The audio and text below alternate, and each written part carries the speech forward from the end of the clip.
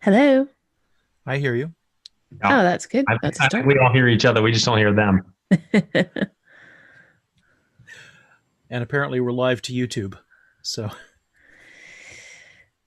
Rob, excellent background. Lovely background indeed. well, thank you very much. Yes, it took me a long time to get this collection.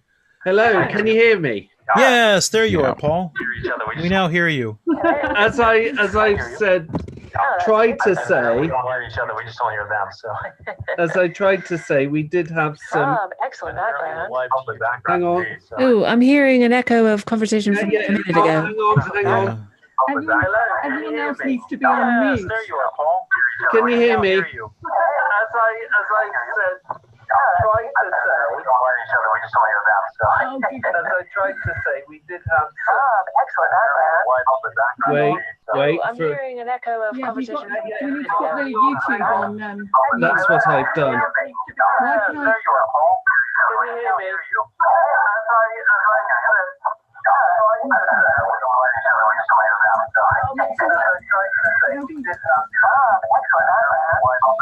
If any of you have YouTube on, turn it. Any of the participants, have you got? Right. Right. Turn down the volume. Okay. I've never done this before in such an immediate group circumstance. So should we start again? We'll start again. Right. To the participants and to the audience, pretend that the last 8 minutes have not happened. Okay. So we'll start again. Basically, apologies for being late. There were some last minute hiccups in setting up YouTube and the Facebook. Sorry, the YouTube and the my brain's gone funny. Zoom audio and Zoom setup, and I was in a mad rush to sort it out. And of course, when you feel time's against you, it makes it. But we've got there in the end, and it's all sorted. Now, for those who aren't familiar with this, we're basically having a discussion on the aftermath of the US election, which has, happened nearly 3 weeks ago, and it has not been short of drama. So in a moment, I will be asking for some statistics that have been set up so that, but first of all, before I do that, I'll introduce everyone. We've got Joshua Bergin, who is the from Florida. No relation, although we might be sharing some ancestors somewhere, given the sort of surname it is. I only imagine. Former UK Vice Chair of Democrats Abroad, Karen Robinson. Hello. Warren Morgan, who's a former Labour and then Change UK activist who's in Brighton and who has been following, hi Warren, the US election campaign quite earnestly on Twitter. And last but by no means least, Robert Carolina, the former UK chair of Democrats Abroad. Hello. By the way, as Rachel is just mine, is the former leader of Brighton Council, which I did not know, or if I did, I forgot. So I apologise, Warren. So with that in mind, let's talk statistics, starting with Joshua. Okay. If you could unmute and just speak for us for a moment, Joshua, about What happened in Florida? what's happened in Florida. Trump won in Florida. I mean, that part's clear. I have to say, as a longtime Florida son who's run for office there, managed campaigns, I thought that Trump would likely win, but the 2.5% was pretty significant. Oh yeah, put up the volume. Yeah, pretty significant given the last, I would say, half a dozen or so statewide cycles. No, I know what's out. Joshua, could you start again? Sorry, we had some technical difficulties there. Sure. Commenting on Florida, obviously Trump won Florida, and I was surprised. I am perhaps the resident Republican in the room, But as a longtime Florida son who has run for office, managed campaigns there, observed for a long time, a half a dozen or so election cycles, statewide races are won by about 0.5% to 1%. And that's a good day if you're getting close to 1%. This was 2.5%, and Trump's coalition included African Americans, Hispanics. I have to say, I was surprised. As you'll recall, election night, I told you I thought that Trump would win Yes. in Florida, but the degree to which he did win Florida shocked me. Now this is what I don't understand as a British person, because this doesn't happen in the UK. Like, we don't get the results until all the votes are counted, right? But you were getting results in the days leading up to it, and that you were kind of publishing that you thought looked very positive. What information were you getting? It's not exactly results. Right. The state of Florida collects. I'll step back a bit. In the early 90s, the Democrats who then led the state, so they had the governor's mansion, the state senate, the state house, allowed for basically zero cause absentee ballot requests. So you didn't have to have a reason. Didn't have to be sick. Didn't have to be out of the state. Didn't have to be traveling internationally. You could get an absentee ballot anytime you wished. So that's been ongoing since I want to say about 1992. Call me a liar for plus or minus 2 years, but right around that time frame. Republicans made good use of this in the 90s. They tended to go out there and seek absentee ballot voters, and there were countless races where election day would favor the Democrat, but the Republican state house or state senate member would win on the absentee ballots they collected in the end. So we've had absentee ballot voting for a long time, or vote by mail as it's now tends to be said. But it's worth noting for clarity, this was not ballots mailed to anyone. It's those who asked. Then after the 2000 election, the Help America Vote Act gave money to Florida for technology, and the state legislature moved to allow for early voting. And we've had early voting since 2004. Right. Increasingly, both Republicans and Democrats have readily moved to both types. And over the last few cycles, it's not unusual to see 40, 50% of the votes cast before Election Day. Florida, unlike some states, publishes the votes that have been cast by party. We don't know how they voted. Registration, not actual Correct. vote. Correct. We have no idea how they voted, but we know the party figures, and we can see the Republicans, the Democrats, the NPAs, and other party affiliations broken down in count by day with a summary tally, which I was seeing, which is what was pointing to me as to the notion that Trump was going to be competitive in Florida going into election night, if not win Florida. Okay, and what do you think? What was happening in Florida that was not happening elsewhere? I mean, what was going on, for example, with the Cuban community in Miami-Dade? Well, I mean, the Cuban community is only one piece of a Hispanic population that exists in South Florida that Trump was absolutely campaigning to. So whether it's the post-1960 Cubans, which tend to vote Republican, as an anti-Castro play, the pre-1960 Cuban immigrants to Florida are not necessarily as uniformly aligned with Republicans. But you also had Guatemalans and other South Americans who were definitely susceptible to the arguments of socialism, et cetera, et cetera. But you also saw movements within the African American community. You saw certainly turnout with his historic base. But if you look at the numbers, I mean, I have to say, I was shocked, not by North Florida, which normally carries the day for Republicans, but the South Florida numbers in those three big counties. For context, as we discussed on election night, the raw number of votes that exist in Palm Beach County, Broward County, and Miami-Dade County is something like 27% of the total. I mean, the available voters there is 27% of the total state's registration. And so the degree to which Republicans tend to want to have those counties perform on their behalf is in the low 30s. So if a Republican can win in those three counties anywhere from 32 to 35%, the rest of the state will carry it for them. In this case, we saw Broward at like 36% for Donald Trump. Palm Beach County at 43, if I'm not mistaken, and Miami-Dade at 46. Yeah. Really, really big numbers for Donald Trump. Miami-Dade that everyone was talking about. I mean, from the British commentary that we were watching. Which is why anybody who says it's just the Cuban population is summarizing in a way that I don't think is fair, given that the Cuban population is not known to reside in Broward and Palm Beach in the same way they are Miami-Dade, and those percentages in Broward and Palm Beach were also just off the charts compared to normal.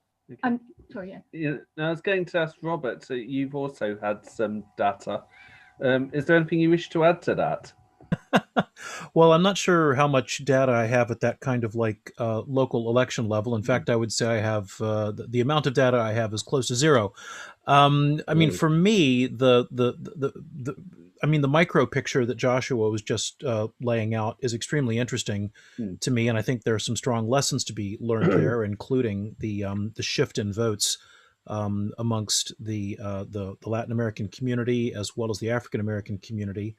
So if we look at the nationwide polling results, I was quite taken with the overall national result, which, and this is something that I saw reported amongst other places in The Guardian about a week ago, that although Trump won a majority of white males in America, his percentage of white males reduced significantly from his last election.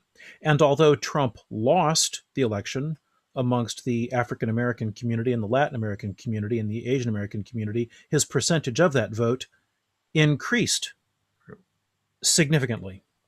So I think those are some interesting results that bear looking at. I think the other sort of like main statistic that I would want to look at is the fact that what I find interesting is that someone who fairly or unfairly, and I think mostly fairly, might be described as one of the most reviled leading politicians in recent memory in U.S. history, nonetheless managed to score 70 million votes nationwide in a presidential election.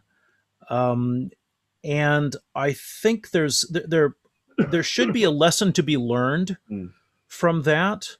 And I remember in 2016, when I was asked about the emerging picture of of Trump winning 2016 and Hillary Clinton losing 2016, I said at that time, well, if that's correct, which turned out to be the result, then there needs to be a period of reflection as to why that happened. 4 years later, I'm not really convinced that reflection has really taken place in either party, truth be told. And I think we have yet to get to the bottom of why Trump won in 2016 and why he seems to have lost in 2020.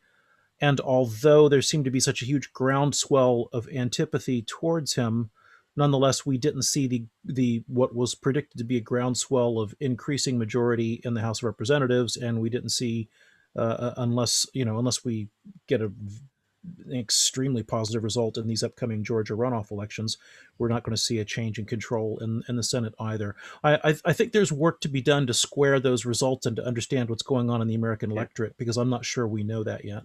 But on the issue of Trump being reviled, clearly he's not universally. And I mean, I find it difficult. I mean, I don't know, perhaps Joshua can shed some light on this. I can't. I struggle to get within the mindset of why he's so popular. Well, that leads to something that I'll ask both you and Joshua, which did disturb me slightly this election. I remember seeing a documentary about 2 years ago about Trumpism, and that what gave me some solace was the fact that people like Trump, because of the way they're so polarizing and they set their stall, the impression I got was they can only lose votes. They can't gain them. They can hold on to them or they can lose them. But clearly he has gained. And what has surprised me as well, as you said, he's gained among African Americans and he's gained among... I can sort of understand the Latino issue in Florida with regards to the dog whistles on communism and things like that. But why is Trump? Why aren't more African Americans voting for Trump? Well, Josh, you want to take a crack at that? I see you just about ready. I'll defer to you, Robert. I mean, I think Well- we're all sort of scratching our head. I have some ideas, and I'm certainly interested to hear yours as well. So make a pitch, and I'll follow up with some thoughts. Actually, as well. can All I right. say a couple of things on that? Yeah. The only thing I want to say is I just want to add a note of caution, which is it's difficult right now to get a clear picture of exactly what the demographic breakdown of the African American vote was in a true way. I think we're still struggling because the exit polls have been contradictory and potentially unreliable. So I would just be, I think it's clear that Donald Trump did gain certainly in the Latin vote for sure. In the African American vote, he was polled and projected to be doing better before the election. We suspected it seemed that he was doing better, particularly amongst African American men and particularly amongst young African American men.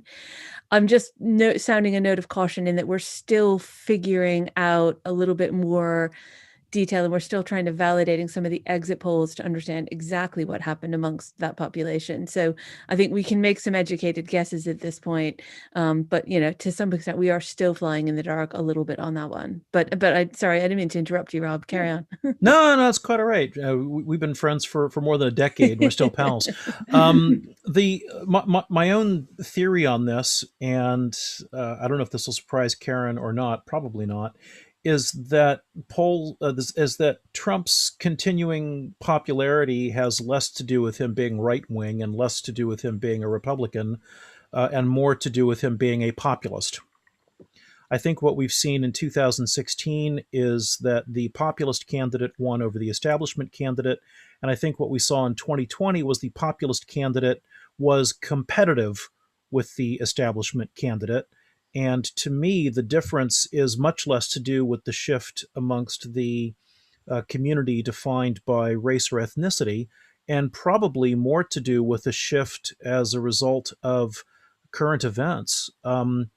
I strongly suspect that when the history on this is written, that Trump will be able to claim that he was defeated by COVID more than he was defeated by his opponent, because Trump's outrageous,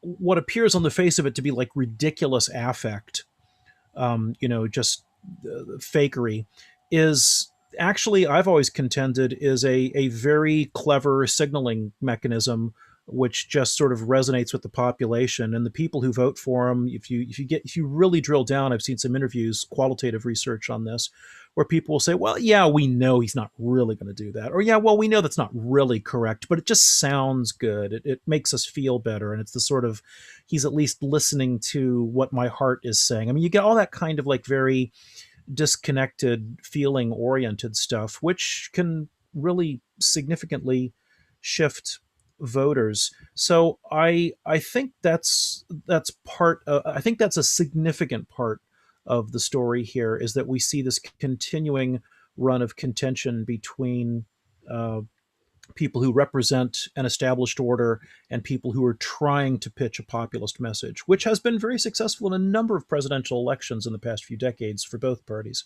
So, George? I know we touched on this in our first conversation. Yes. I think it's fascinating in looking at this past race and looking at the 2016 race, in that Democrats typically win on candidates that are young, that fit, that embody the brand of hope and change. And Biden is the first candidate that we can look to in about 100 years that's anywhere near the age that he is. He looks more like a Republican in that sense, a brand that's been known for decades. Listen, FDR was 42. John Kennedy was 43. The oldest Can I among... correct you? It was Theodore Roosevelt who was 42. Yeah, Theodore, yeah. But I'm saying, no, FDR was 42. No, he was 50 when he was elected. I looked it up. You need, and I maybe if I'm wrong on that, I'll take it on the chin. But Okay. I thought it was FDR. Regardless, Democrats tend to be young, whereas Republicans tend to be closer to 70, and it's just pretty consistent. And so I was surprised. I'm surprised by that in a sense, and I was surprised in 2016 that the Democrats ultimately nominated Hillary, given that she was this sort of very long-standing brand and was not going to be as competitive. To that wider question of populism, I don't know if you watched it, and it's worth going back to see. Steve Bannon participated in a debate on populism with David Frum in 2018, just before the midterm elections, and he made a case on the rise of populism. And the audience was in Canada, and when they polled it to start with on the thesis of populism being sort of a wave of the future, only 28% agreed. But after it was over, this being what I would describe as a not so friendly crowd to Bannon, his numbers went up to like 56%. And he makes a case that resonates well with me, that establishment characters on the right and the left have failed us. They failed us by taking us into a $7 trillion war in the beginning of this century. They failed us again with the 2008 economic collapse and the bailouts that continued with no cost whatsoever to the elites on Wall Street. Even Bannon says, the first $1 trillion bailout had to be done. You had to sort of save the economy, but that there was no price to pay. And we've continued on. And ironically, I think Trump also probably lost some cachet with some segment of his voters by, again, turning around and basically bailing out Wall Street in the context of COVID, and only throwing pennies to middle America. $1,200 in May and November. That's a long time ago. I don't have to the point of most of this. I don't have the answers to all of this. I'm writing a piece right now to try to synthesize in my own head what it means, what the future means. Do the Republicans even have a candidate that can come back in and reinvigorate that group that Trump stitched together in Florida in this last cycle? And I'm not sure they do, because I don't think they can do it with a cookie cutter candidate that's touching all the correct touchstones from the last, say, 15 to 20 years. It's going to have to be someone that's equally bombastic. One final thing, and I'll end. I wrote another piece which I never published, but I think that a good deal of middle America looked at Trump and sort of Trump's cronyism, hotel nights, 250,000 books for his son from the Republican Party, the nepotism of hiring his daughter and son-in-law. And they looked at that and they understood that. They understood those scams. They may not have liked them, but it was kind of like, whatever. But when middle America looks at a $7 trillion war, when middle America looked at CGI and saw that, the fundraising was big when there was a possibility of becoming president, but then evaporated after that was over,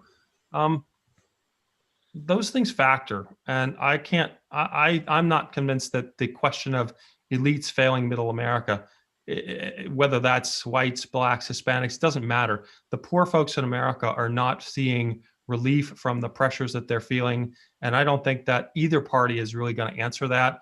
Biden either, even if it's fair that certainly the decline in white men, 5%, that's a really, really big number of raw voters. Trump scared people, including people like me. That leads to some of what you touched on. I want to discuss later, but it kind of leads on to now that much as, this is going to make you feel queasy and ill, and I totally understand. Imagine for a moment you're Donald Trump. And what would you, in imagining you're Donald Trump, what would you see your options now, realistically?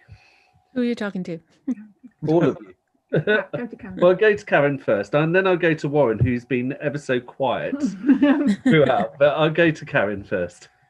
Well, if you're asking me to pretend I am Donald Trump, then I would seek professional help, because I think he's issues that, he should really work out in therapy. If you're asking me to put myself in the position of the presidential candidate that is Donald Trump, then the thing to do would have been to concede the election as soon as the result became clear, make a dignified speech and withdraw.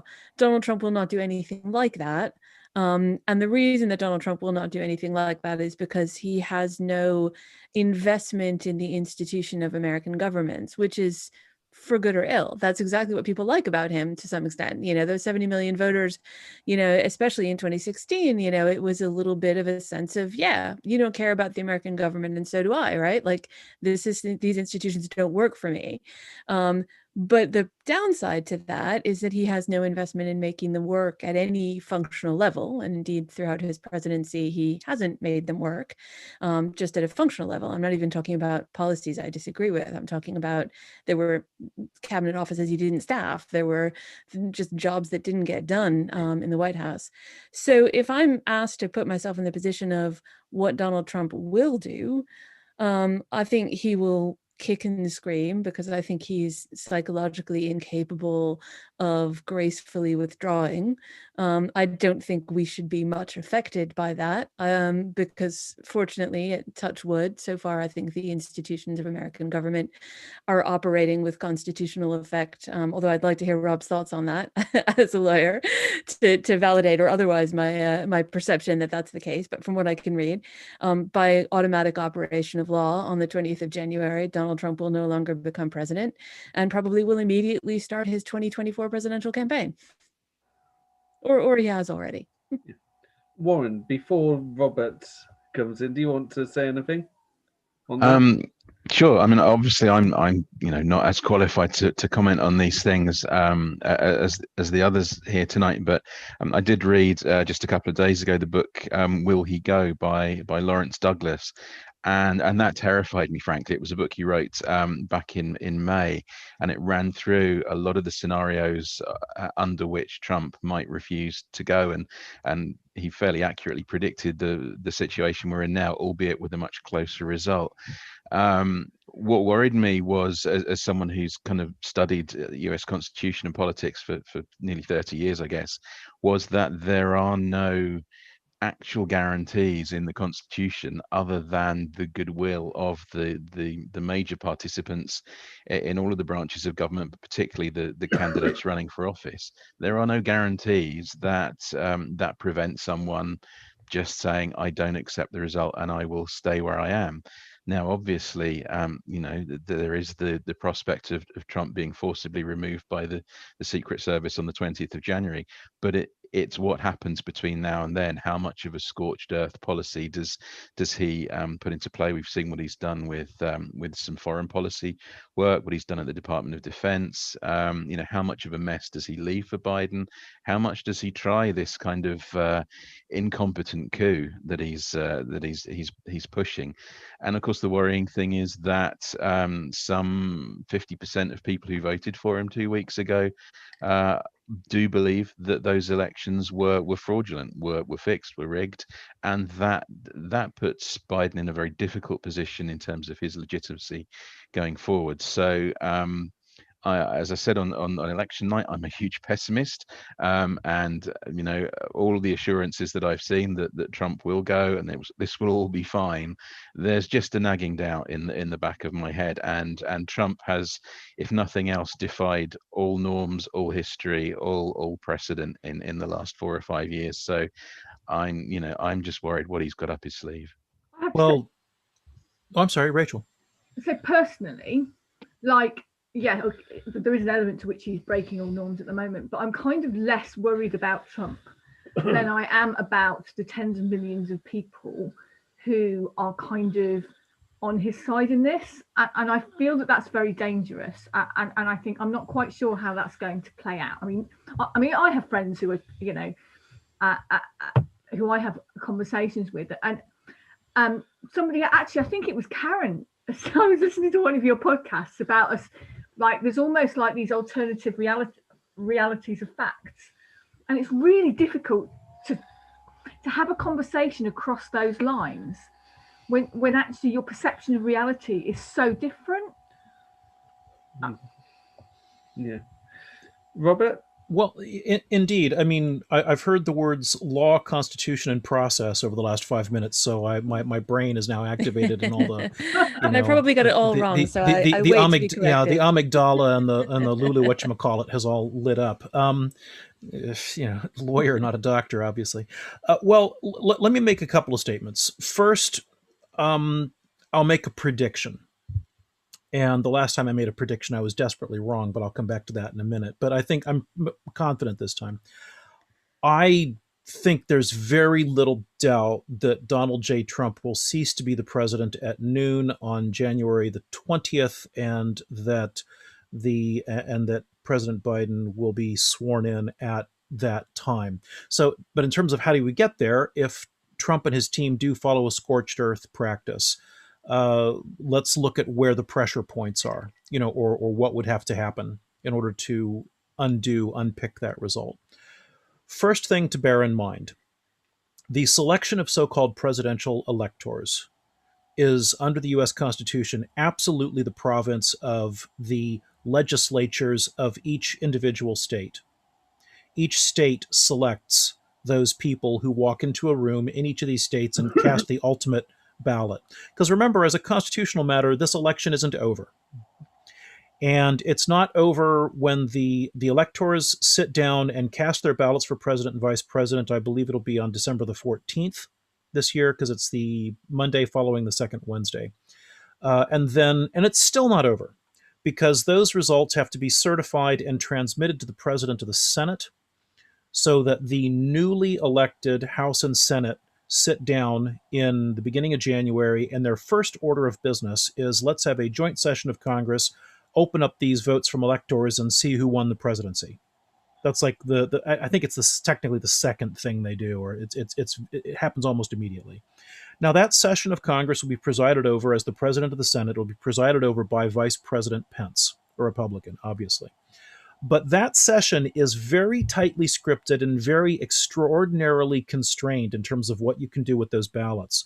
So if you want to look on YouTube, for example, you can look at certifying if you search elector certifying 2016 ballot count or whatever, you can watch Vice President Biden presiding over what turned out to be a contentious session of Congress, where people were saying, well, but I want to object to, and he just kept ruling it out of order. I mean, he just was banging that gavel down and certifying Trump's election just as quickly as he could, because that was his duty under the Constitution, and it was his duty under the statute, Title III United States Code. In order to unwind an individual state's ballot at that point, you have to basically have both houses of Congress, by a majority vote, have to agree that there's something so fundamentally flawed about the certified copy of the election results that they've received from the states that they have to reject it entirely.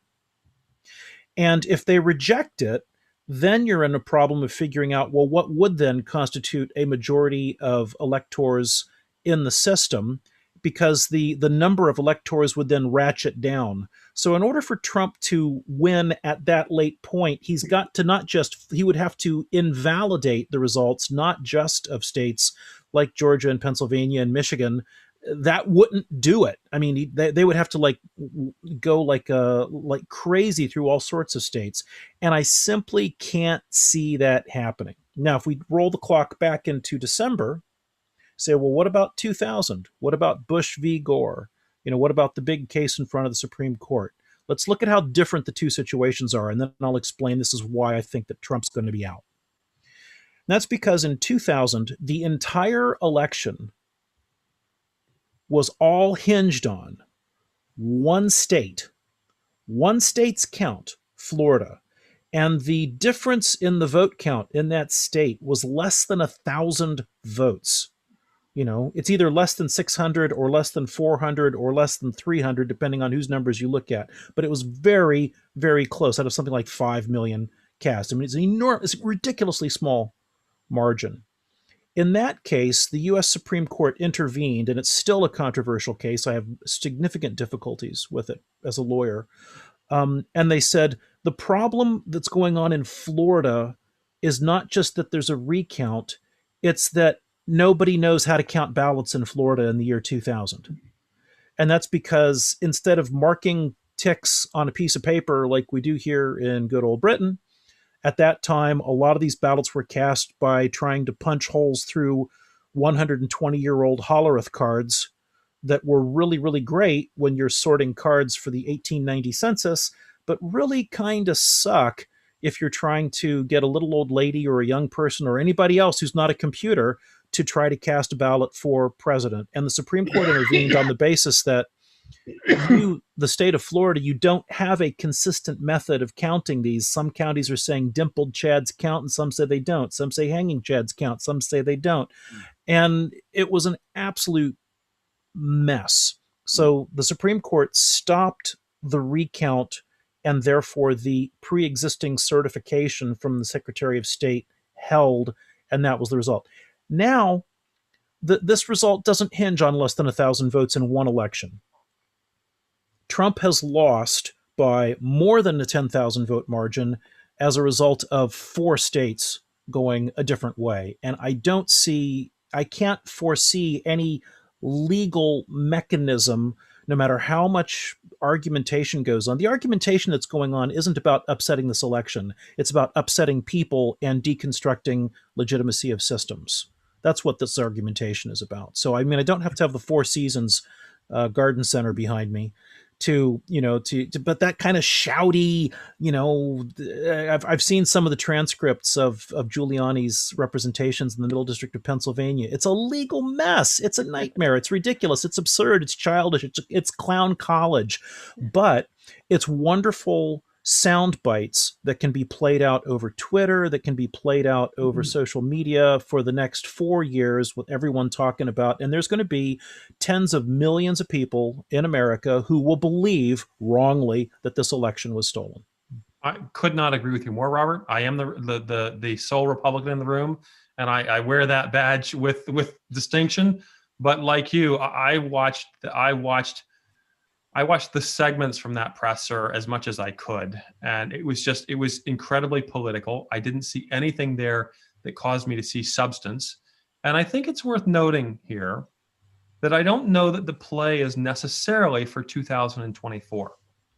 I know that's the immediate assumption, but Trump is also not a young guy. What I think you do need to watch is a Senate race in North Carolina in 2022 and a Senate race in Florida in 2022 as well. We've already seen Trump's daughter-in-law talking about a Senate race in North Carolina. And we've also seen an attack piece on Marco Rubio, a hit video, like short ad on Marco Rubio, either election night or the day after in Florida, suggesting to me that one of the Trump kids may well challenge him in 2022. I'm not sure that we see Trump again as a future candidate. I don't know that even his base will take him there again, but it wouldn't shock me in the slightest if we saw one or more Trump children or Trump relatives inserting themselves in the United States Senate, from which they will continue to sort of run the party for the foreseeable future. Maybe I'm wrong. Maybe I'm imagining this, but I've seen both of those little tidbits. The daughter-in-law talking, and the attack piece on Marco. 2022, I think, is probably a big year for the Senate, for the Trump family. There is the hypothesis here that all of this legal nonsense, or what that seems to be some consensus that a lot of it is nonsense, is less about any realistic prospect that Donald Trump has any chance of overturning it, but is actually part of a longer term power play in the country. Yeah, my perception is that Donald Trump's attorneys are showing up to these cases without any facts to argue. They're actually, when they are forced to say things under oath that would match their statements in press conferences, they don't say those things, right? They don't have the facts to support the claims that Rudy Giuliani is making. And quite often they're having to either withdraw cases or they just lose cases flat out. But that's not necessarily the intention. The intention, I suspect, is much more about building a base of support amongst the party, keeping hold of the levers of power within the Republican Party, which they have, frankly, They are now, I'm sorry, Josh, but they are now fully in control of the Republican Party for good or ill. And I think that the intention is to, and I think it's actually effective from this point of view. Very much so. Normally, when a losing presidential candidate loses, the party might often turn against that person, and there's a reckoning and a conversation amongst the party. Why did we lose? What happened? But if you forestall that conversation from ever happening and maintain the fervent loyalty and support of all of your primary voters, it's a totally different ballgame. Sorry, Josh, go ahead. I have nothing to disagree with. I think you're right. I mean, I think we're basically singing from the same page in the hymnal. Yeah. And that's troubling, because as a Democrat, it's important that we have two functioning political parties. And I don't think that a party dominated by the Donald Trump family is, not least because they don't have a particularly coherent policy agenda. You'd say many politicians don't have a particularly coherent policy agenda, but there's work that usually happens in a party behind the scenes to come up with policy agendas, ideas, suggestions. A lot of that work is not happening right now on the Republican side of the aisle. So I'm curious how much longer it's possible for this infrastructure to maintain itself. There was a really interesting article in the National Review that I quoted this week, which is called "The Dumbest Coup," I think. But he just said something to the effect of, it's not a question of whether there's kookery happening in the Republican Party. The question is there anything else happening? And not much. So I'm concerned about that, because I don't think that's a viable political system. Can I ask, not the non-Trump. I mean, obviously, I know that in 2016 there were kind of the never Trumpers, and there was clearly a cohort of people within the Republican Party that couldn't stand Donald Trump or were terrified of him taking over. That cohort of that tradition within the Republican Party, and I don't know whether it's one or several. How, Joshua, how do you see them regrouping after this election? That's a good question. I saw a few of them this time around beating the drum quite hard. Again, social media and whatnot. But many of the others had folded. For instance, Eric Erickson in Georgia, a radio personality there. I don't know how to fully qualify what his role is within the state of Georgia, but Eric is from Georgia. It's his space. He knows it well. He's done, like I said, radio, politics in Georgia. He was elected to office there. He was a never Trumper, but he moved, or at the very least, he stopped sort of beating the drum against Trump. I don't know. Some of the never Trumpers probably end up with some positions within the next administration, but I don't know what happens going forward. And to look and to see the notion of, two Trump family members running and being well funded for the United States Senate. I'm not a huge fan of that. In the primary in 2000, I didn't vote for George W. Bush because I don't like the notion of dynastic politics in the United States. I don't think dynastic politics works well really anywhere. I don't think it works well in Central Asia, where we see leaders passing the baton to their children, or in North Korea for that matter. I don't think it's ideal for the United States either, and thus I voted against George W. Bush in the 2000 primary, and I would not be a fan of either of the Trump, any of the Trump extended family being elected to the United States Senate, whether in North Carolina or Florida in 2022. Can I ask? I mean, how much is there a grip or a fear of Republican office holders of being primaried, of the Trump base coming after them if they're not perceived as being loyal? I mean, I think there's some huge parallels with people in the Labour Party here and their fear of stepping out of line with the sort of Corbyn base. I mean, if Trump escapes jail, does that continue? Probably depends on how the polling is for the individual candidates. If they have a 15% margin, they're probably not too worried about it. If you look at somebody like Rubio in Florida, who's won now twice, but has won without a strong majority or even on plurality of votes, he's not in a place where he can dance too far away from the Trump base, because if you do that, then there's going to be 15 to 20% that won't be with you next time around, whether in their primary or in the general election, because there'll be some 5% who say, well, screw that guy, I'm not going to stand with him because he didn't go with Trump, and so I'd rather lose him in the general election than stand with him. I'm not completely convinced that the real question is about loyalty or disloyalty to Trump, because this is one of the things about a populist wave of support, is that it's very fickle. A populist wave of support doesn't tie itself to an identity of a single party. And I think that the risk that Donald Trump is running and that the Trump family runs is that he begins to be seen by his base as having become the thing he most rails against. So I think one of the reasons I'm slightly less worried about the emergence of a Trump dynasty in the U.S. Senate, although it could happen, they've got enough money to find a place to sit and run. That could happen, but I don't think it would be enough to carry them back to the White House on its own. I think that where I would be looking for the next version of this story to come out would be whoever from either party is able to latch on to the current populist zeitgeist in America, the current disaffection with the way that the American dream is either not playing out or has changed dramatically in the course of a generation.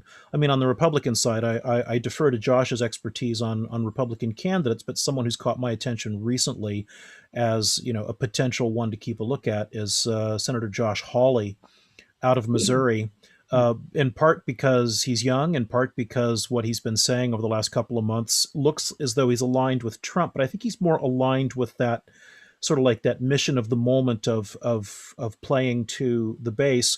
But third, simply because he is from Missouri, and Missouri is from my experience where a whole lot of conservative philosophy that changes the direction of America can emerge. If you're not careful, if you don't look really closely. So I think it's not really about Trump or Trump's family. For me, it's going to be about, well, who will be the next person who steps up and takes a swing at this ball. Yeah. Moving on to the other point now, Joe Biden seems to be playing it cautiously and playing it well. What advice would you give him if you feel he needs any advice from you? That's to all of you, by the way. Karen? Well, that's a big question. Do you mean in terms of navigating between now and the election, or Yes. do I mean from election day onwards? I think he's doing great. I think exactly the way he's handling it is the right way to handle it. I mean, I instinctively would probably want to kick and scream more, but Joe Biden's instincts are not mine, and he's probably right about this. There was an interesting conversation I had on Twitter back and forth about thinking about the negotiation dynamics here. You have to think about what is in Trump's interest. What is he trying to get out of this by not conceding? And it's clear that what he wants is to use he's trying to use concession as it's not in his interests to concede. It's not in his interest to give up anything. And the more you make that an issue, the more you press him on that, the more leverage he has to try and demand to hold hostage for that. So it's better to just let things operate, downplay it. I think he's probably playing it right. It's a very ugly situation for the country to be in, but I don't think that Joe Biden would be well served to do anything different than what he's doing between now and January. I think he needs to focus on his transition. I think it's right he focus on getting good people in, that he, focus on governance, try, prepare to enter the White House. He's got a really, really hard job on the day that he enters the White House. We've got an ongoing economic crisis. We've got a continuing burgeoning pandemic.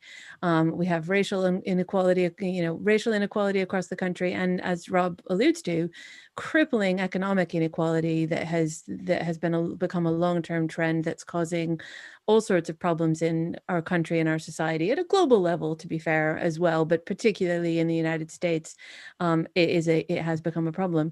He's got a lot of things on his plate to deal with. Climate change. I mean, he's got a lot to deal with, and I think that's where his head should be right now.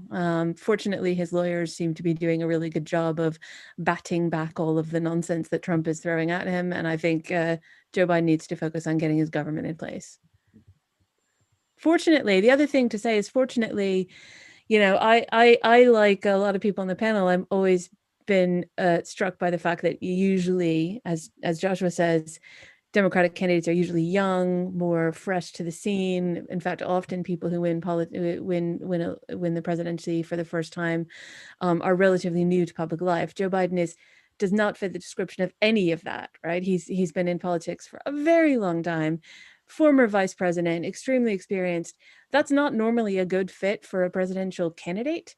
But I think as you approach entering government, especially under the circumstances of so much upheaval and with so much uncooperation, so shall we say, from the outgoing administration, it's probably helpful in this particular circumstances that it so happens that the vice president already kind of knows how things work there and has a team of people who are experienced in the White House. Now, what they will find when they open that door and walk into that office, and whether they will discover that that much of what they left in place when they left 4 years ago is still there, is another question. But at least I feel they're well positioned as much as anyone can be under these frankly horrific circumstances on multiple levels, to pick up the threads of what was and try and reassemble some sort of functioning federal government. It's interesting. I mean, I know Joshua and Karen, you've noted, you know, that he's not the typical Democrat candidate, or any candidate really. Well, yeah, but wasn't there? I mean, a number of commentators were talking about kind of the return to normalcy, and that actually the fact that I suppose he was an old white grey man, actually was his strength after Trump. So I think you have to watch out that, like, you know, after, oh good God, 4 years of Trump, can we just not have someone half normal? Yeah, I think you have to watch the shift in Biden's rhetoric since the early stages of the primary. So he started his primary with a very much explicitly a return to normalcy message. Over time, and especially since the pandemic started, he shifted that to much more of a build back better message. I think, you know, the realizing that both in his party and across the country, there was a hunger for the return of like not having to be anxious all the time, but I think there is a recognition that the Biden campaign made through subtle shifts in their language that normalcy was not so great either. So you know, and that was an explicit shift that I saw in him from the early days of the primary. It was very much like, let's just get back to normal. Everything was fine. Let's go back to the Barack Obama administration. He doesn't quite use those words anymore. So I think that was interesting to change. Any other comments regarding Biden's stance during the transition? Warren? I was just going to pick up on what Karen said there about the range of challenges that he has and the situation that he faces in Congress with, as Rob said earlier, unlikely to win the 2 runoffs in Georgia, didn't do as well as expected in the House elections. Democrat majority reduced there. That's unlikely to get any better in the midterms. Obviously, Biden is a creature of Congress and gets on well with Mitch McConnell. So, you know, how much does he succeed in creating more of a bipartisan approach in Congress with the more progressive wing of the Democrats really, you know, demanding things, having said, you know, we got you there. Here's our list of things to deliver on. How does he balance that progressive wing of the Democrats with needing to do deals with McConnell and the Republican majority in the Senate? Indeed. Another thing that comes to mind. Well, that's a good question. Why don't you put it, Joshua? Do you have any thoughts on that? Can you see McConnell wanting to work with Biden constructively? It remains to be seen. Right. I've heard things arguing both sides, that McConnell and Biden will get along well. And I've heard that McConnell will fight him tooth and nail. And I don't really know at the end of the day what to make of that. I'm sure they'll negotiate. Impression You remember the scene from The Big Short? I'll repeat that one for you. What are the chances? 0. 0 chances that Mitch McConnell's going to come out and sing Kumbaya and say, let's have a bipartisan sense of how we move this thing forward. 0.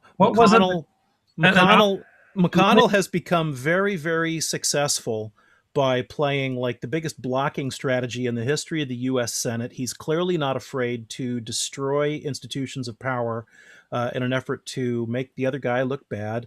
It's just not going to happen. And in terms of what happens with Biden next, I would have advice, but I don't think he'd take it, which is that well, first of all, on a timing basis, he's got very little time to set an agenda. He's got to get his team into place in the transition. He has to know who he's having doing what and what his priorities are before he gets sworn in on January 20th, because that day sets off a clock. Unless he's got his priorities in place and he's pushed and he's campaigned and he's made speeches and he's whipped people and he's used the bully pulpit, whatever happens in the first 100 days tells the story of his first 4 years, or tells the story of this administration. That's it. If he's going to change the direction of the ship of state, that's his window of opportunity. Now, my fear is that what we'll see next, and this is a prediction that I wish I didn't have to make, is that we'll see the usual thing that comes out from an establishment candidate, which is, well, now that I've won, I have to govern for all of the people, and that means, here comes the dreaded phrase, I need to move to the center. Whatever we mean by the center of what is a question I still don't get a good answer to, but nonetheless, I think my biggest fear is that we will see a diplomatic establishment and a defense establishment that is hawkish, not trying to withdraw from conflict necessarily. I mean, that won't be the rhetoric, but I think that will be the reality. I think we'll see a Treasury Department and a budget process that starts talking about, well, the regrettable need for austerity, which, it will just perpetuate the series of challenges that have led to disaffection. And I think that will be the strong temptation. I think that's probably what we'll see. The one area where we'll see an instant turnaround will be climate change. If by instant turnaround you mean rejoining the Paris Accords, because frankly, that's a cheap giveaway. You just sign a piece of paper, you're back in, doesn't really cost you anything.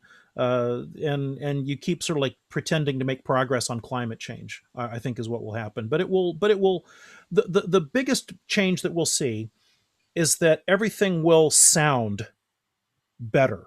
Everything will look better.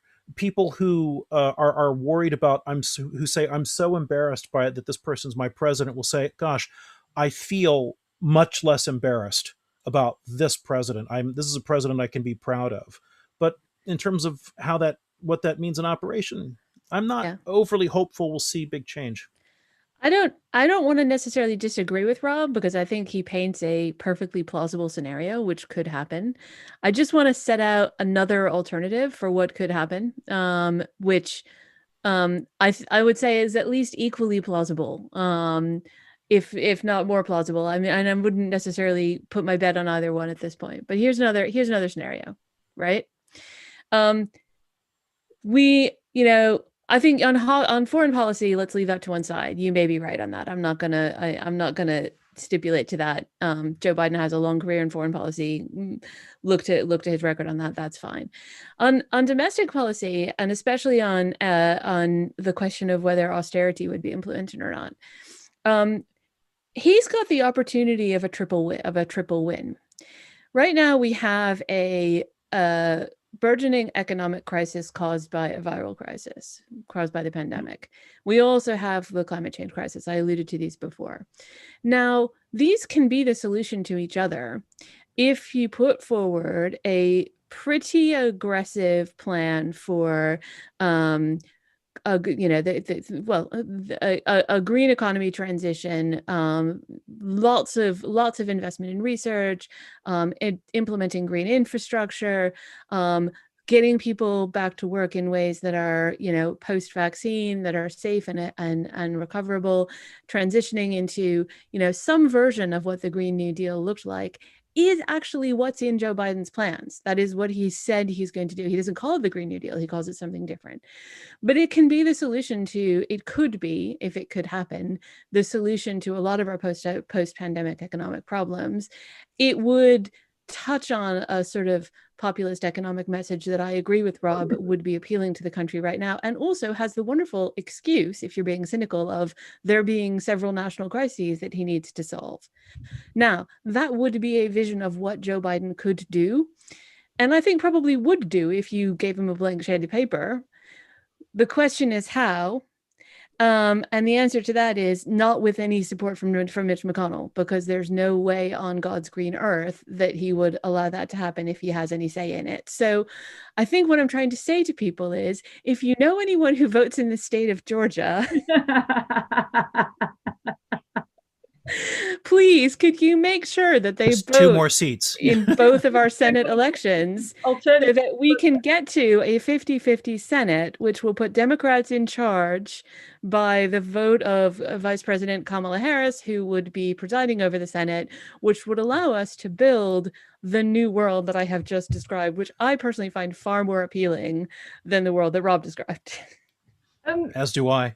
Yeah, just to interject here, in the pessimistic view of Robert that Robert has of Mitch McConnell not being willing to work, and then a Biden presidency being an entirely lame duck presidency and we not being able to do anything. What leverage would the progressive wing of the Democrats have in that scenario? Because, Warren has said that they will say that they delivered the election result, and they will argue, well, Ilhan Omar got us Hennepin County, and that got us Minnesota, and we got you Wayne County. The representative there is another member of the Gang of Four, the Squad. I call them the Gang of Four. So what will they? How will they be able to push their agenda in that scenario? I don't think it's in the traditional sort of sense of trying to bridge a divide between left and right, because I think so long as we view American politics on that single axis, then I think trying to think, oh, well, then what we'll do is we'll be slightly more right wing and we'll ignore the left wing of the Democratic Party so that the right wing of the Republican Party will come a bit more left. I mean, those were the politics of my father's age in the 1960s. I grew up in the 3rd District of Ohio, where we had a liberal Republican member of the House of Representatives, Charles Whalen, for many, many years. And that was not uncommon in those days. These days, not so much. I think that the axis to look at is not left versus right. I think the axis to look at is up versus down. By which I mean, instead of trying to balance everything on this single axis of, how do you feel about these traditional right-wing issues or those traditional left-wing issues, the populist shift and the zeitgeist in America at the moment, to my view, is more of, do you feel more closely aligned with the powers that be, or do you feel alienated by the system as it is? And if you look at things, if the table is not tilting left-right, but the table is tilting in this direction, up-down, then it starts to explain things like, how does Bernie Sanders, who has spent his entire career assiduously not describing himself as a Democrat, come this close twice to becoming the Democratic Party nominee? How do you get someone like Donald Trump, who's changed party affiliations 3 times in his adult career and supported candidates at a presidential level from both, suddenly pitch up and become the nominee for the Republican Party? The answer is because this left versus right thing is no longer an accurate predictor of what comes out, but this up versus down dynamic is. So you have AOC and the Squad have become extremely successful by shifting into this position of, we're representing the downtrodden. We're sort of like the anti-establishment candidates. We're the people who are going with what the majority of people are worried about today. You have in 1992 Clinton won. Bill Clinton wins his election, becomes the nominee out of nowhere, and wins the general election on the basis of, I feel your pain. My only agenda is for the people.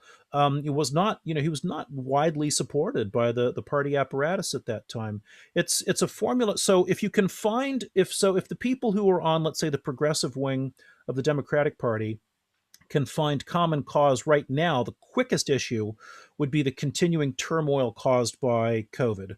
One of the smartest things that I've heard Trump say in the last 8 months, I forget, he didn't follow through on. He just at one point said, well, we gotta, this is going to kill the economy. Well, then let's just give people money. Let's just give money straight to people. Now I thought, hey, wait a minute, this guy's going to get reelected because he's going to follow through with that. And he's going to throw like a couple $1,000 a month at every American in the US. He's going to say, run up the debt. I don't care. And that's going to get him bipartisan support. Mitch McConnell and the other sort of like budget conservatives, the austerity gang, will hate it, but he will get across the aisle and it'll happen. But then he wimped out.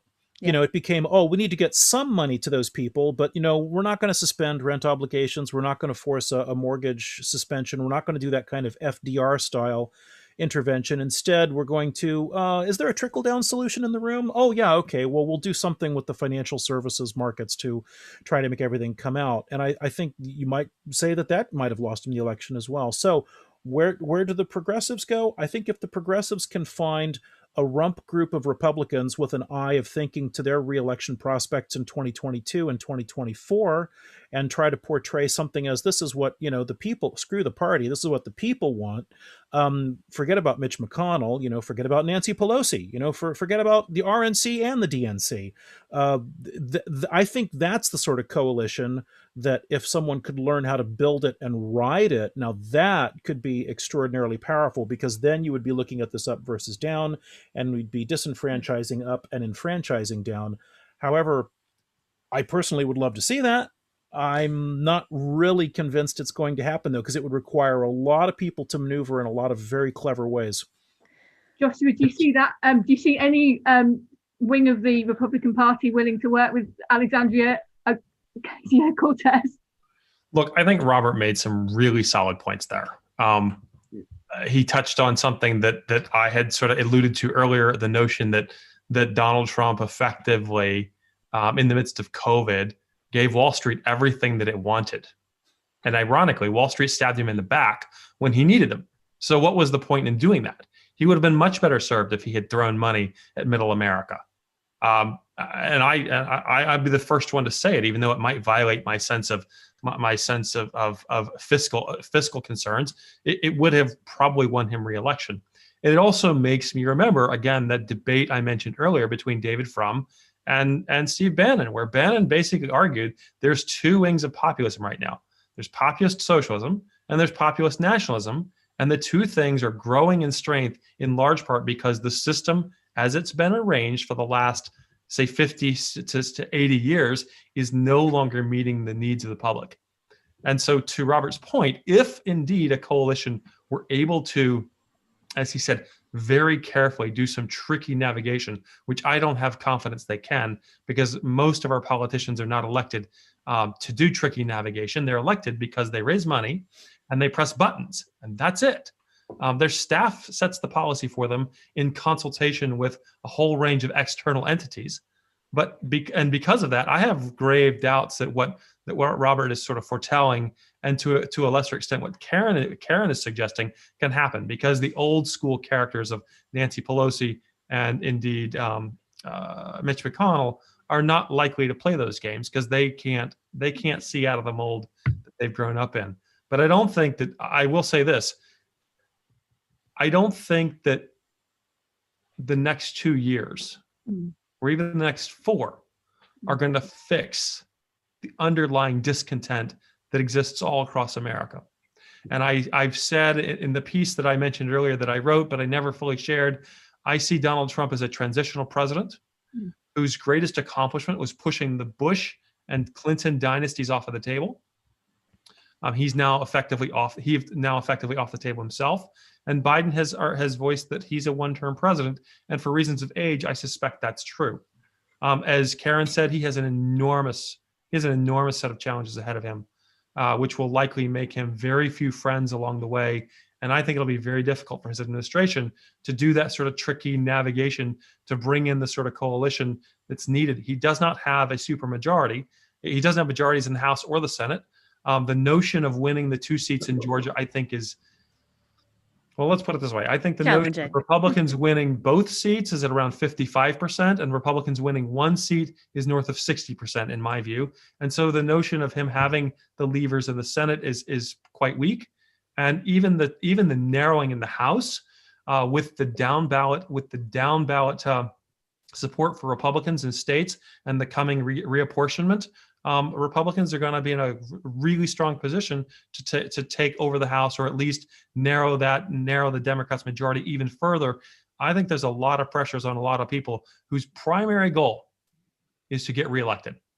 And thus they will continue to fundraise, and they'll continue to press buttons as they're told by people typically outside of the building, which doesn't lead to solving any of the problems that middle America, right or left, poor or middle class, are going to be feeling over the next 2 to 4 years.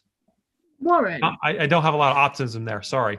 No, thank you, Joshua. Warren, it occurred to me that you may have some experience of cross-party working.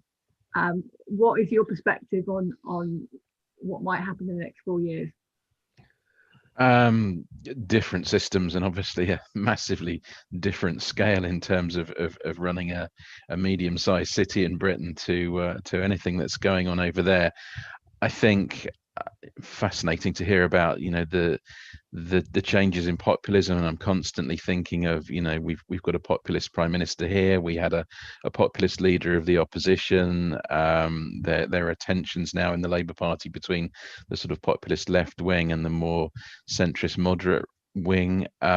This is something that's being played out in so many countries, and the disconnection of people from the kind of mainstream media that ruled the discussion in the 60s, 70s, 80s, 90s. That's been blown apart by multiple medias, new media, people being able to choose the media that they learn from, that forms their opinions or echoes their opinions. I think that's only going to push the polarization over there, makes it very, very difficult for politicians of different parties to work together. As I said before, I'm quite pessimistic. Who knows what the choices will be in 2024 and how further polarized it will be. I guess it comes down to how much do people want that kind of populist but often incompetent government that Trump and Boris Johnson have kind of exemplified, and how much do they want that kind of competent manager? Warren. You're freezing, Warren. Warren? Changed so much. Yeah. Well, we've got the gist of it. You froze in the last 20 seconds, but we got the general gist. Thank you, Warren. Thank you. The other one point that I think has been mentioned time and again, and so I apologise if I mention it here, but what do you think will happen to Trump post-presidency? And I'm looking at the scenario of the various court cases over tax, and how much people want to look into what he may have done or may not have done as president. If he's in a situation which will merit a presidential pardon, should Biden withhold that pardon? I'm not sure that quite reflects how the presidential pardon system works. Basically, if Biden's in a similar situation to how Gerald Ford was in, should he do the opposite? Can I just ask a threshold question? Yeah. Because this is something I don't have straight in my head. And I know that I'm one of the Democrats on the call, but as a lawyer, I have to ask this question. Yeah. A pardon from what? Well, this is imagine the worst about Trump is true. Well, hang on. I think we might need to clarify what Donald Trump could be prosecuted for. Yeah. That's what I'd like to hear, decide actually. whether he could be pardoned, That I think is- might be a problem. That is Although, just to clarify, so I've recently had occasion to look up this question. So strangely enough, I was hoping you might have, because I'm curious to know what the charges are. No, it's not even what the charges are. I've recently had occasion to look into the question of how presidential pardons operate. And it is not necessary to be charged with or convicted of any crime in order to be pardoned. All that requires is that the crime has been committed. So if it should be the case that Donald Trump has committed any crimes, and I'm not saying whether he has or has not, he could in theory be eligible for presidential pardon. And the president is not required to apply any other criteria to that other than his own discretion. There is one other condition, though, Hmm? to the operation of a presidential pardon, and that is the person receiving the pardon has to agree to accept it. Yes, and they have the right to refuse it if they so choose. There's a case law on this. So I think we're to talk about pardons. I think the point that Rob is kind of slightly suggesting is that we're way ahead of the question of whether a presidential pardon would be appropriate. There are a number of cases at both the federal and state level that might be working their way. Not all of them directed at Donald Trump personally. Many of them directed at his business and organization. So I think we don't yet know what that is. And I personally, there has been reporting recently about Joe Biden saying that he wants an independent Justice Department and he would not intervene in any decisions that they might make. And he said things like, "Oh, I just want to move on." But I think I was kind of a bit like, well, let me read what exactly is he saying. People read that as, "Oh, I would never prosecute Trump," but no, what he's saying is, I would not intervene either way in the operation of the Justice Department, which is formally the position that a president in theory ought to take for ethics reasons, but B, also a really nice way of, if you believe there is anything for the Justice Department to investigate, allowing that to happen without it being your problem, in theory. He wouldn't, that's also implying that whatever he might be charged with, that he's not going to get a presidential pardon from Joe Biden. Why would Joe Biden give Donald Trump a presidential pardon? What would be the argument for that? Let me ask it that way. Well, the argument I would use, and I don't think he would, but the argument that could be used is going back to Gerald Ford. Mm-hmm. It should be pointed out that Richard Nixon had yet to be charged with anything that accused, or no, things were looking very dicey for Nixon in the weeks after his resignation, for obvious reasons. But Ford, when knowing that it was going to be a deeply unpopular move, when he set out his argument, said that he didn't want to put the American people through weeks and months more agony than they had already been over Watergate. It could be that if Biden pardons Trump, and I can't see that he would, but if he did, he would use a similar argument, that he wouldn't want to put the American people through more agony than they've been through already. I mean, sure. I mean, in theory, I don't understand why removing the possibility of accountability for bad actors in our political system is deemed to be a boon to the American people. Like, I'm not saying that Donald Trump has committed any crimes or will or would not be prosecuted for them, but I do not believe that there is any respect in which it is better for the country if it is continuously impossible for our leaders to be held account to any of their actions. If people believe the system is not working for them, and they continue to see that the operation of law works downwards but not upwards, I don't think that's good for the country. I think that's a bigger nightmare from the country than having to sit through another couple of Donald Trump trials and hearings or whatever the outcomes of those might be. But that's my personal opinion. I do agree with you throughout, by the way, on that. I would add my own point on that if a president, if you keep pardoning presidents for any potential misdemeanors or otherwise, it does send a message to future candidates: hey, you can behave exactly how you like in office because you'll be let off at some point. It also goes back to what Joshua says about like the deep discontent with the establishment. Yeah. But if the establishment keep getting let off the hook, wouldn't that just be that? Yeah, I mean, I think there is a crippling lack of accountability in our country, which is a huge problem. I think there's a lack of economic accountability. The people who sent us into the financial crisis were never held to account. The people who committed torture in Iraq were never held to account.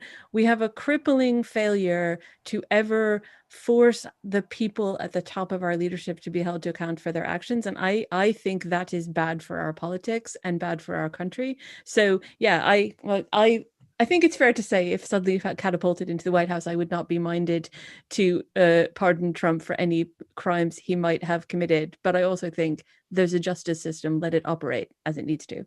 You look like I'm going to jump in here and make a comment. And Please. I'm going to play devil's advocate a little bit. I'm not a fan of Trump. A lot of things that he's done has left me with heartburn. But having lived and worked in politically more fraught places than almost anywhere in the West, even with Donald Trump, the notion of scorched earth politics in other places often exists because the losing side has so much to lose. And if indeed we know that America's system of justice is broken, again, looking back at the 2008 financial crisis, the prime example, where a lot of bad actors should have been prosecuted. Instead, there was a small bank on the side of in Chinatown in New York that ended up having the only prosecutions and convictions, whereas the big banks all got to escape, using Donald Trump as sort of the proverbial whipping boy for all of American elite's sins, where Donald Trump ends up being sort of the poster child for at least some not insignificant percentage of the public, saying, here's the only rebel out there fighting for us, however flawed that may be. I don't know. There's a whole sequence of negatives down that road. I agree with Robert. It's premature to be talking about a pardon if we don't actually have defined charges. I probably makes sense for Trump or some of Trump's entities to have to address their issues in court. Yeah. But the notion, let's say, of Donald Trump himself going to jail at some point, come on, folks. This is a really slippery slope that I think will bite the Democrats in the ass down the road somewhere as well if we let that happen. Well, let me just play devil's advocate to your devil's advocate, right? So we've got a lot of devils and they're all advocating. Hypothetically, if it is true and proven in a court of law that Donald Trump has committed a serious crime of some kind, and we're not there yet, and we're very far off of that, and we might never be in that situation, to absent him from consequences for that purely because at one time he was president of the United States is not justice.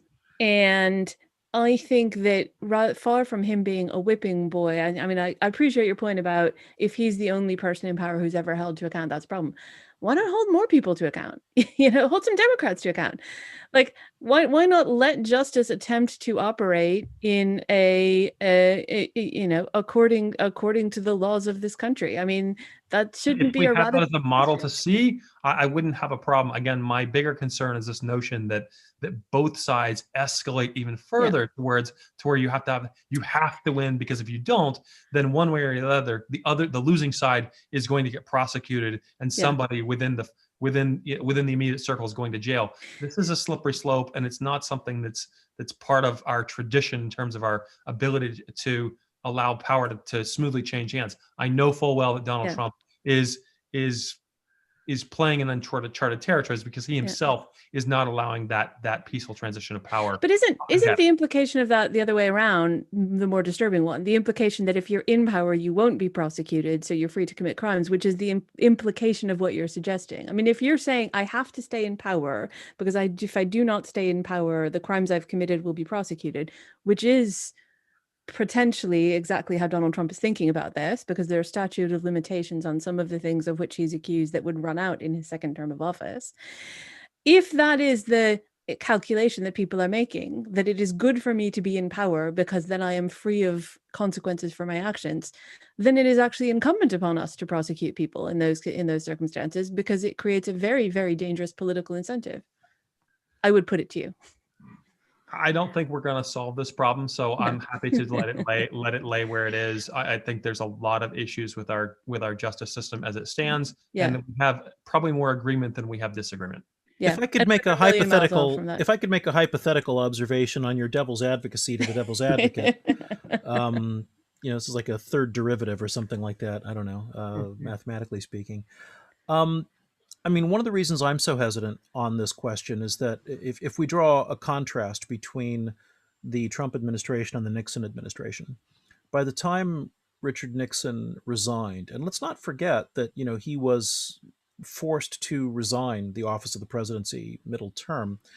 And that in part came about because of years worth of investigation. I mean, not just by all the president's men over at the Washington Post, but also by the special prosecutors and the congressional hearings. By the time he resigned, he had already been named as an unindicted co-conspirator in a series of grand jury indictments. There was already a very well developed evidentiary record of what had gone wrong. Yeah. There were things that had gone wrong with campaign finance. There were things that had gone, breaking and entering into DNC headquarters. That kind of ranks up there with not a good idea, you would think. And then knowingly covering up and lying about it after the fact. I mean, there was a long list of things, and the House of Representatives, the Judiciary Committee, I believe, had already, or the subcommittee had already returned a list of things they were planning to indict him for. So there was the haze, the fog of battle was beginning to lift. People were beginning to see much more clearly what had happened and what had not. And what I find very troubling about the current situation is that right now, in part because of who Donald Trump is and how he plays the game, we simply don't have anything like a well-developed understanding of evidence of what has or has not happened. And the efforts and the successful impeachment by the House of Representatives failed in the Senate, in part because they just had difficulty assembling the type of evidence that's necessary to obtain conviction on a 2/3 majority, and in part because of the realpolitik that the Senate was just never going to convict. We knew that going into it, and I'm still mystified as to why our party in Congress chose to proceed with events as they did at the time they did and the way they did. So unless and until we can get more out there. Interject because I do seem to recall Nancy Pelosi answering your question at the time when she said she knew it was a strong, if I remember correctly, and I apologize if I've mixed the information up, she knew there's a strong possibility the Senate would reject it. She just didn't want history to ask, why did you do nothing? So she was basically wanting to cement the Democrats making a moral decision in the history books rather than actually making a successful outcome. Well, you can argue about the success of the outcome being predicated on raw politics, but I think that it to me, given the level of proof that you're supposed to have in demonstrating that kind of problem, I don't know. I just don't see it. I mean, I'm now playing a favorite sport of Americans called being a Monday morning quarterback. She was the person in the position to make the call at the time. With the benefit of hindsight, I just don't think it was a good time. And I with respect to Ms. Pelosi, I do not believe it was a good call. In terms of going forward, I think that there's no clear-cut answer to this question. I think if the dialogue between both of our devils and their advocates, both of the advocates for both of the devils, that's a better way to put it. I think the lesson that I take from that is that you can't make a bright line determination that a former president should never be prosecuted and put into jail, nor should you take the position that we should always let loose, the dogs of the Justice Department to look for any crime or misdemeanor, no matter how big or no matter how small. I think that both positions are difficult, particularly because of the significant disruption and harm to, for want of a better term, the American polity that such a thing produces. One thing I think we can all agree on that. One thing, and this is where I kind of know enough law to hang myself, not being a litigation lawyer, but one thing that does seem different in the US is that judges are politically appointed. And how would that difference play out in respect to Donald Trump's position? Well, I mean, I don't think. Well, that's an interesting question. As a technical matter, I suppose if there were charges to be brought against Donald Trump, it depends on whether they were brought by federal authorities or by state authorities. If he's going to be accused of wrongdoing, financial fraud or well, financial, that'd be a bad example. I don't know. The state of New York or somebody decides to go after him hard for violation of a criminal statute in those states, and again, that would be more to do with his business than his actions as president. Well, if you want to go after somebody for running a crappy business or having committed a crime in their business, to me, I don't see too much danger in that. In fact, the only reason those have been stalled is because there's this kind of view that you can't really bring a criminal prosecution against a sitting president, at least according to the Department of Justice. I'm not sure where they got that theory, but they seem to believe it. If instead we're looking at a federal prosecution, and this is where I think things get interesting and where things are important and different. If you're going to prosecute somebody because you believe they committed a crime as a part of their function in the office of president, now, that's the sort of thing that cuts straight to the heart of constitutional democracy. And one of the reasons why I believe that Richard Nixon was a very good candidate for impeachment in the same way that Bill Clinton and, in my opinion, Donald Trump were not, was because there was super strong evidence of how his actions were directly involved with suborning democracy. It ran straight to the heart of confidence in the voting system and in free and fair elections, et cetera, et cetera. But if we look at this, if there's a federal statute, if there's some sort of federal crime that the president is alleged to have violated during his term of office, that would play out in a federal court. Federal court judges, yes, they are appointed by the president and confirmed by the Senate, but they also have life tenure. You can't fire them. You can't get rid of them unless by impeachment. That's happened, I think, 6 or 7 times in the history of America, where someone's been impeached from federal judgeship. And even if you have a single, as soon as a judge at the trial level, if a jury verdict comes in and you have a jury, okay, yeah, this is where life gets really interesting. I hadn't even thought of this. If you're going to try to prosecute the president in a federal court, he has the right to a jury trial. You're going to put 12 human beings up in the box, and they have to convict him. They have to unanimously, 12 of them, all 12. You cannot convict on anything less than 12 in the U.S. system. They all have to believe, they all have to form the opinion beyond a reasonable doubt that this person, that this accused, committed the crime. All you need is one person on that jury who's hesitant, recalcitrant, stubborn, difficult, decides that I'm the person, it's my job to save the president from all of these other people. You have a hung trial, you have a hung jury, you have no conviction. If you can get a conviction, it then can go up to appeal, and you're looking at a 3-judge panel in whatever circuit you happen to be in, and you're not going to get all 3 judges from a single party or whatever, and it depends on what the issue presented is, and then from there you go to the Supreme Court. So, I mean, this thing would hang for years. This thing would hang, and unless it's knocked on the head by a fail to conviction at the trial level, it would linger for years in the federal court system. We have been running over time a bit, and I want to apologise for that. I hadn't realised the time difference in Germany, but I haven't wanted it to stop. I could listen to you all evening. Well, this is part of the problem. We're just fascinated, but there's one question or final question I want to ask you both. It's a 2-question in one. One of the things that's nice about this evening is that essentially, and I appreciate Karen is binational here, we've got 3 Americans and 3 British, which 244 years ago, this conversation would be seen as something miraculous. So that kind of tells me about optimism. How polarized do you think the United States is? Is it dangerously polarized?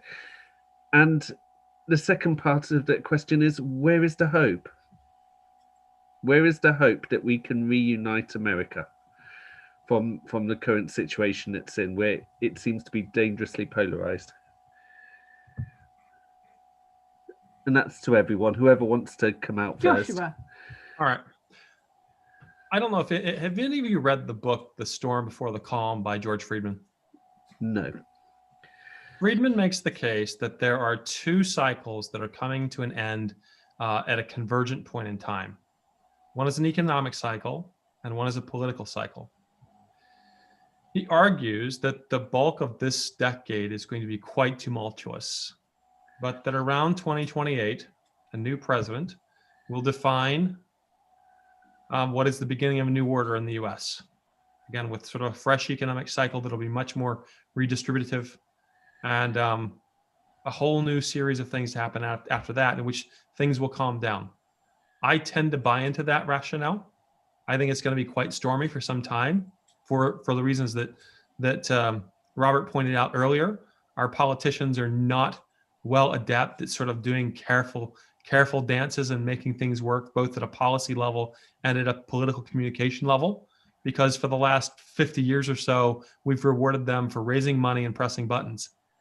And so short of something else unifying us, i.e. some sort of global conflict, which it's worth noting, and this is a bunny trail, but it's worth noting I sat on a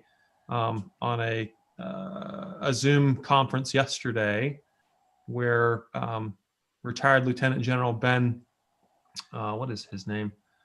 Retired Lieutenant General Ben, shucks, it's late, guys. Sorry.